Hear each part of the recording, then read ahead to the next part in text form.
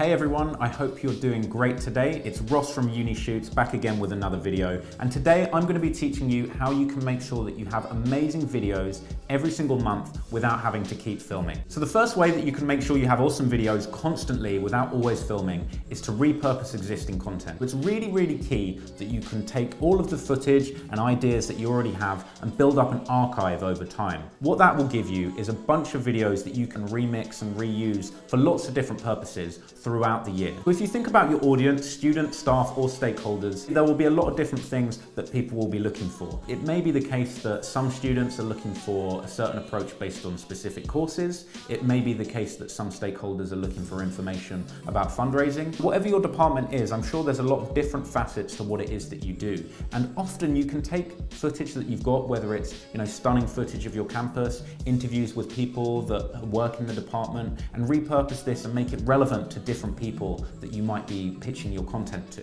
I'll give you an example. A past client that we had that had a specific kind of video for a certain course that they were running. They had an initial video that was for student recruitment, mainly to promote the course to amongst current students that would want to take this as an extracurricular, but we were able to essentially repurpose that content to create a more outbound focused video. It's all about attracting new students and younger people that hadn't quite gone to university. We were able to use the same pieces of footage with a very similar tone about studying in London and why this specific university had a lot of appeal. But in the initial video, it was much more broad, it was much more about the course content, whereas in the new version that we had cut, essentially there was a much bigger focus on different nuanced things that might be useful for someone that wasn't actually studying there yet. Two things that you can film in the same day and hold on to throughout the entire year, but it leads to an output of two completely separate videos, ultimately for two separate kinds of audiences. How do you do this? Well, we always encourage our clients and just people that we work with to build up a library of existing footage, whether that's a case of going back and finding out what people in the faculty have had videos produced before and putting all of that into one place so that you can all access it easily, or even when you get a new video produced, just making sure that you set aside extra time to get extra footage that you could use later on. You want to always be mindful of the possibilities of doing more work down the line.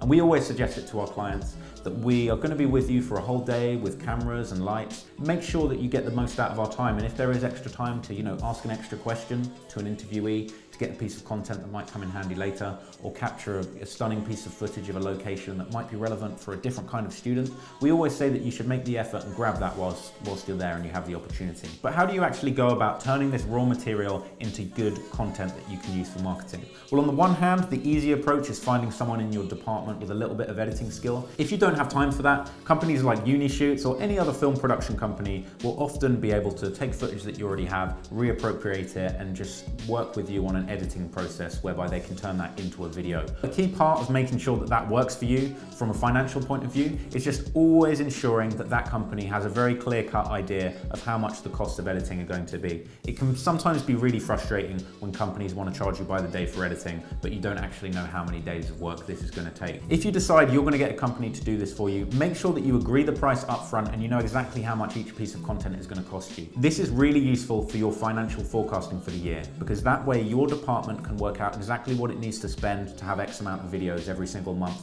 based on the archive footage that you have. And if you're going to be using this kind of editing service all the way through the year, make sure that you put in the effort and negotiate a good price with your production company, because a lot of them will be happy to lock you in for that long period of time at a much lower price than would usually be available. I hope you found that helpful. That was my guide to making sure that you can get fresh, amazing video content throughout the year without constantly filming. If you have any questions or you want any more tips, get in touch with me, Ross at Uni Shoots, anytime. Thanks.